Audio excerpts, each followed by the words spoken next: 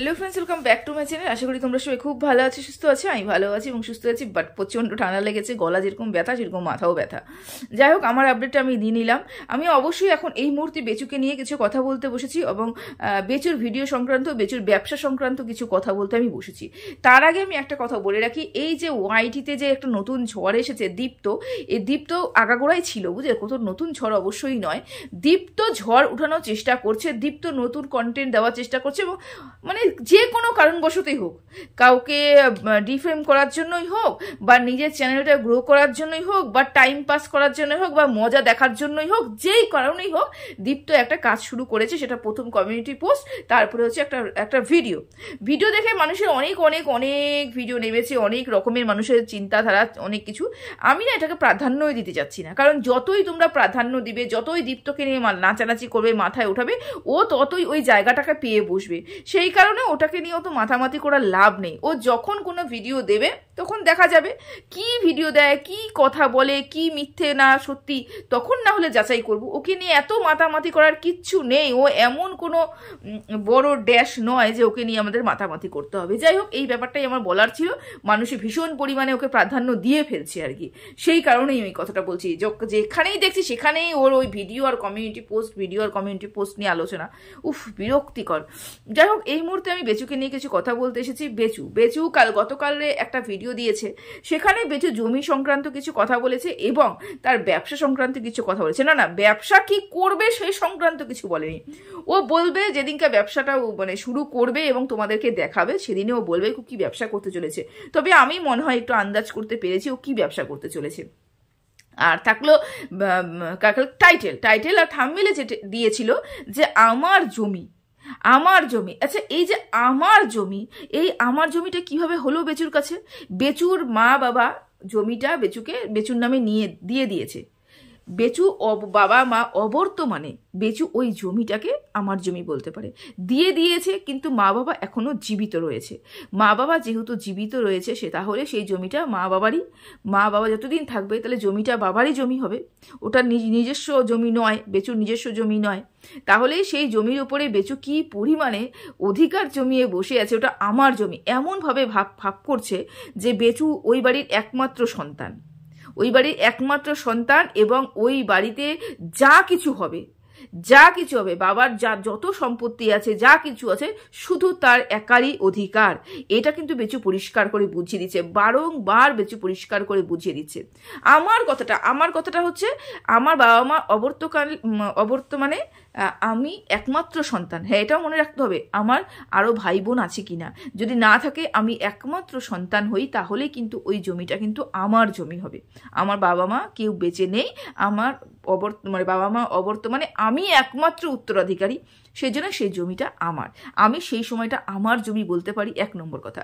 2 নম্বর, আমি নিজের উপার্জনে কিছু কিনেছি, কোনো জমি কিনেছি এবং সেই জমিটা আমি আমার নামে নথিভুক্ত করেছি এবং সেই জমিটা আমি আমার নামে কিনেছি। তখনই আমি বলতে পারবো ওটা আমার জমি। তাছাড়া আমি মনে করি না এটা বলা যায় ওটা আমার জমি। প্রথমত কথা, বাবা মা বেঁচে রয়েছে, বাবা মা বেঁচে আছেন এবং বাবা মা এখনো কিছু হননি, ঠাকুরের আশীর্বাদে। ঠাকুর আশীর্বাদে যেন তিনারা সুস্থ থাকুন, এটাই আমি চাই। প্রত্যেকটা বাবা মা যেন সুস্থ থাকে, সবল থাকে, এটাই আমি চাই। দ্বিতীয় কথা, ওর কিন্তু একটা দিদি রয়েছে। এই দিদিকে যে কোনো অংশেই তাদের পরিবারের তারা ভাবে না, কোনো অংশেই যে পরিবারের সদস্য ভাবে না, সেটা কিন্তু বেচু কথাতেই বোঝা যায়। প্রতিবার যখনই হয় কোনো কথা ওঠে, জমি সংক্রান্ত কথা ওঠে, তখনই বারবার ওর আমার বলারটা ভীষণ পরিমাণে স্বভাব। শুধু এটা যে বেচুর দোষ সেটা নয়, কিন্তু বেচুর দোষ থেকে বেশি বেচু এটা দেখে এসেছে, শিখে এসেছে।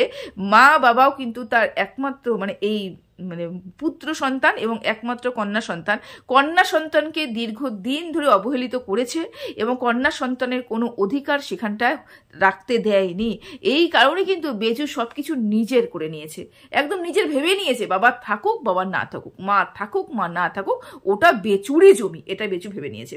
ওই জন্য কি সুন্দর থাম্বনেইলে বা টাইটেলে দিয়ে কথাটা বলতে পারলো, ওটা আমার জমি এবং আমার জমির উপরে কাজ চলছে। বড্ডই হাস্যকর, ভীষণ হাস্যকর। আচ্ছা, থাকলো জমি সংক্রান্ত কাজ এবং জমি ফসল কেটে জমির কাজ করা, যেটা আমি একদমই আমি মনে করি না। মানে ফসল, কোনো উর্বর জমির ওপরে কোনো ব্যবসা করা, এটা কিন্তু একদমই আমি মনে করি না উচিত বলে। না, উর্বর জমি যেখানে সবসময় যেন ফসল উৎপাদন হয়, সেই জমিকে কেটে নষ্ট করে দিয়ে তারপরে সে কোনো ব্যবসার জন্য কিন্তু জায়গা পাওয়া যায়, ব্যবসা সংক্রান্ত জমি পাওয়া যায়। ব্যবসা করার জন্য কিন্তু জমি আছে, আলাদা জমি আছে যেখানে কোনো ফসল হয় না, সেই ধরনের জমি কিন্তু ইউজ করা হয় ব্যবসার জন্য। উর্বর জমি এরকম যে একদম সুন্দর ফসল হয়, সেই ফসল কেটে সেই জায়গাটাকে নষ্ট করে তারপরে ব্যবসা শুরু করা, এটা বেচুরাই করতে পারে, 1 নম্বর কথা। 2 নম্বর হচ্ছে ব্যবসা করার জন্য কি করতে হবে? দীর্ঘদিন ধরে শুনে আসছি, ব্যবসা করব। ব্যবসার জন্য আজকে মিস্ত্রি আসছে, আজকে কাঠ মিস্ত্রি আসছে, একটা রাজমিস্ত্রি আসছে, এই মিস্ত্রি আসছে, ওই মিস্ত্রি আসছে। মানুষে হাজারবার বলে গেল যে ব্যবসা, কেউ বলছে পোলট্রি ফার্ম করবে, কেউ বলছে কি ফ্রুটের ব্যবসা করবে, ড্রাগন ফ্রুটের ব্যবসা করবে, কেউ বলছে এই করবে, কেউ বলছে ওই করবে। না, এই ধরনের কোনো ব্যবসায়ী বেচু করবে না। কারণ কি বলতো, যদি ওই ধরনের কোনো ব্যবসা করে তাহলে ও যে জমিটা পরিষ্কার পরিচ্ছন্ন করছে সেখানে কিন্তু কোনো পাকা কাজ করবে না। পোলট্রি যদি ফার্ম করে, তোমরা একটু স্বাভাবিক একটু চিন্তা ভাবনা করে নাও, এবং আশেপাশে কোনো পোলট্রি ফার্ম যদি থাকে তাহলে একটু দেখে নিও। পোলট্রি ফার্ম করতে গেলে পরে কিন্তু সেরকম গাঁথনি দিয়ে, যেটা বেচু বলছে বারবার করে, জিনিসপত্র আসবে, মানে পাকাপোক্ত করে একটা করব, গাঁথনি দিয়ে একটা দোকান তৈরি করব, মানে দোকান বলতে মানে একটা সুন্দর জায়গা তৈরি করব যেখানে ও ব্যবসা করতে পারে। এবং বেচু এই কথাটাও বলছে যে প্রচুর টাকা, বড় ব্যবসাদার হব, মানে বড় ইনভেস্ট করব আর কি। আর সেখানে আমি যদি বলে থাকি, পোলট্রি ফার্ম যে ব্যাপারটা তোমরা বলছো, এটা কিন্তু সম্ভব নয়, কিন্তু পোলট্রি ফার্মের ব্যবসার মধ্যে অত বেশি টাকা ইনভেস্ট করতে হয় না। হ্যাঁ, একটা জায়গা থাকে পোলট্রি ফার্ম, বেশিরভাগই পোলট্রি ফার্মকে দেখেছি বাঁশের বেড়া দিয়ে রাখে, বাঁশের বেড়া দিয়ে, তারপরে নিচটা অনেক সময় পাকা থাকে এবং নিচটা অনেক সময় পাকা থাকেও না, বাঁশের থাকে বা কাঠের থাকে, আর চারপাশে বাঁশের বেড়া থাকে, উপরে চাল থাকে। কেন, ওখানে লালন পালন করতে গেলে নোংরা হয় এবং ওরা নিঃশ্বাস প্রশ্বাস যাতে নিতে পারে, ওই জন্য কিন্তু বাঁশের বেড়া জাতীয়, জাল টাইপের কিছু বেড়া জাতীয় থাকে, যেখানে ওরা খুব সুন্দরভাবে চলাফেরা করতে পারে। এবং সেই ব্যবসাটা শুরু করতে গেলে প্রচুর টাকার প্রয়োজন হয় না, এটা একটু মাথায় রাখো। বেচু কিন্তু বারবার করে বলেছে যে ও বড় কোনো ব্যবসা শুরু করতে চলেছে, বড় টাকা যেখানে ইনভেস্ট হবে সে টাকা, ছোট মোটো ব্যবসাও করবে না। আর পোলট্রি ফার্মের ব্যবসা হচ্ছে ছোটোখাটো ব্যবসা, মানে সেই পরিমাণে কিন্তু ইনভেস্ট করতে হয় না, 1 নম্বর কথা। আচ্ছা, 2 নম্বর কথা হচ্ছে, পোলট্রি ফার্ম ব্যবসা করতে গেলে পরে ওরকম গাঁথনি দিয়ে, ওরকম রাজমিস্ত্রি দিয়ে বড় সড়ো কোনো মানে জিনিস তৈরি করতে হয় না, যেটা বেচু আভাস দিচ্ছে আর কি। ও কিছু তৈরি করবে, কাজ শুরু করবে। আমি যতটুকু বেচুর কথা শুনে বুঝলাম, বেচু একটা এরকম একটা মানে জায়গার মধ্যে আমরা যেরকম করি না, ঘর টাইপের কিছু করবে, নিচে পাকা দিয়ে, চারপাশে ওয়াল দিয়ে, উপরে টিন দিয়ে হোক বা যাই হোক, কিছু একটা করবে যেখানে ও ব্যবসাটা শুরু করতে পারে। তা এরকম ধরনের ব্যবসা, এবং বেচুর কথা শুনে আমি যেটা বুঝলাম সেটা হচ্ছে, বেচু ওই যে কি বলতো থাকে না, ওই যে রড, সিমেন্ট, ইট, বালি, পাথর যে বিক্রি করে, যে ধরনের দোকান হয় আর কি, যেখান থেকে আমরা সমস্ত বাড়ি তৈরি করার যে জিনিসপত্রগুলো পাই, সেই ধরনের ব্যবসা। বা ওইটা তো থাকলোই, সাথে কিন্তু আরও দেখবে ওগুলোর সাথে সাথে কিন্তু পাওয়া যায় এই টাইলস, তারপরে হচ্ছে এগুলো সব জিনিস যে পাওয়া যায়, কি বলে, যে পাথর আমাদের ঘরে যেগুলো লাগাই আমরা, ওই মার্বেল, এই ধরনের কিছু একটা ব্যবসার কথা পরিকল্পনা করছে। এই ধরনের ব্যবসাগুলোই কিন্তু প্রচুর টাকা ইনভেস্ট করতে হয়। রড, সিমেন্টে গাড়ি সিমেন্ট আসে, গাড়ি ইট আসে, গাড়ি রড আসে, বালি, পাথর, এগুলো যেগুলো ও বাড়ি বানাতে ওর লেগেছে, ও এনেছে। এই ধরনের ব্যবসা করতে গেলে পরে কিন্তু বড় টাকা, বড় একটা অ্যামাউন্ট লাগে। তাছাড়া বড় অ্যামাউন্ট কিন্তু তোমার হচ্ছে মুরগি, পোলট্রি ফার্ম, মানে এই যে পোলট্রি ফার্ম যেটা হয় সেটা করতেও লাগে না। বা ড্রাগন ফুড করতে তো তোমার কোনো মতেই রাজমিস্ত্রির কোনো কাজ নেই। রাজমিস্ত্রির কাজ ওই পাকা বাড়ি ঘরটার করতে গেলে রাজমিস্ত্রির কাজ হয়, আর কাঠমিস্ত্রির কাজ হলেও হতে পারে, কেন 4-5টা যদি ঘেরা করতে হয়, একটা বাগানের মতন করতে হয়, তাহলে ঘেরাও করতে গেলে কাঠমিস্ত্রির কাজটা হতে পারে।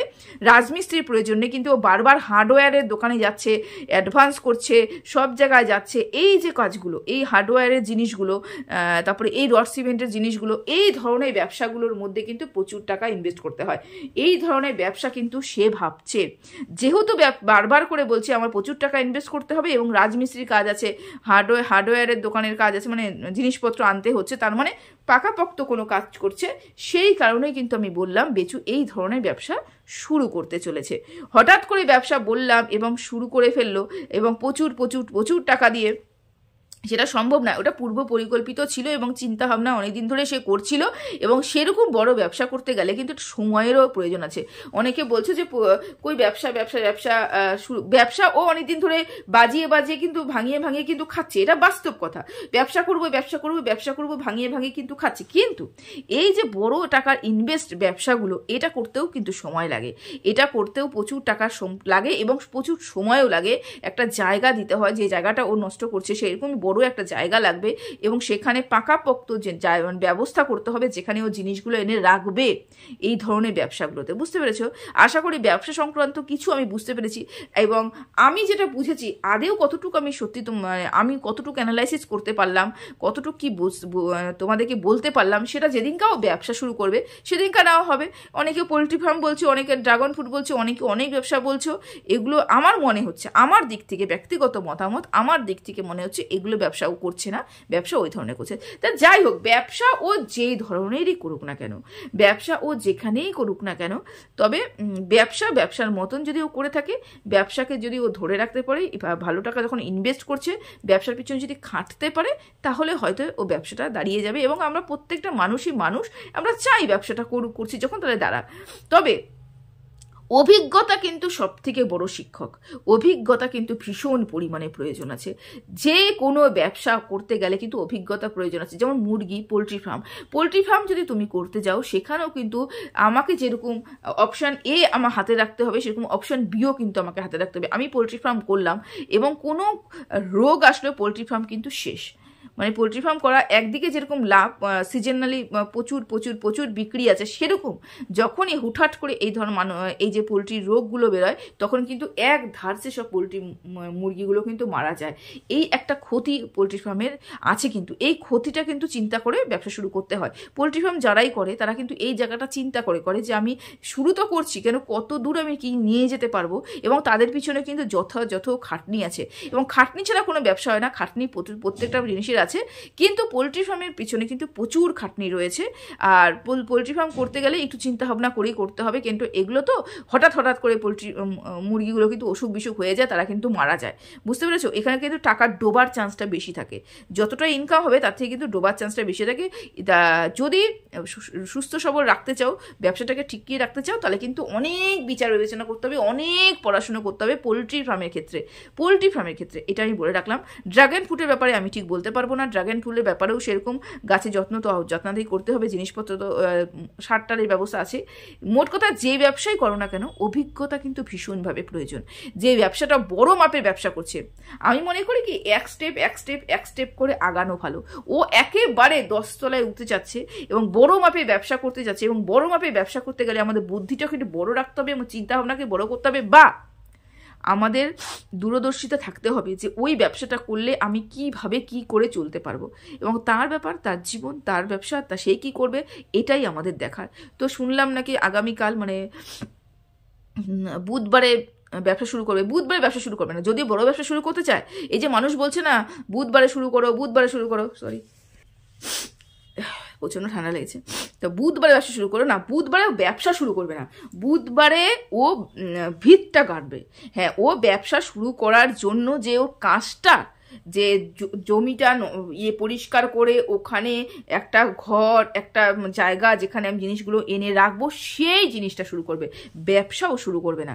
এই জায়গাটা একটু ব্যাপার রয়েছে আর কি। ও বলতেও মানুষ ভুল করেছে, মানুষ বুঝতেও একটু ভুল করেছে। ব্যবসা এরকম করে বললেই হুটহাট করে ব্যবসা হয় না, তার জন্য একটু সময় লাগে আর কি। যাই হোক, এটুকুই আমার বলার ছিল। সবাই ভালো থেকো, সুস্থ থেকো, টাটা।